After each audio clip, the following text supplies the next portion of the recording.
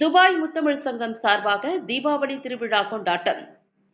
Dubai முத்தமிழ் சங்கம் சார்பாக தீபாவளி திருவிழா கொண்டாட்டம் நிகழ்ச்சி பராக் ரெஸ்டாரண்ட் மற்றும் KRG குழுமத்தின் நிறுவனர் கண்ணன் ரவி, முத்தமிழ் சங்கம் சேர்மன் ராமச்சந்திரன் தலைமையில் பிரசாத் குமார், சுரேஷ்குமார், ஜூலியன் பிரபாகரன், சாகுல் ஹமீத், மணியரசு, தங்கதுரை, சின்னா, நாசர், இர்ஷாத் மற்றும் முத்தமிழ் சங்க நிர்வாகிகள் ஒருங்கிணைப்பில் வெகு சிறப்பாக நடைபெற்றது.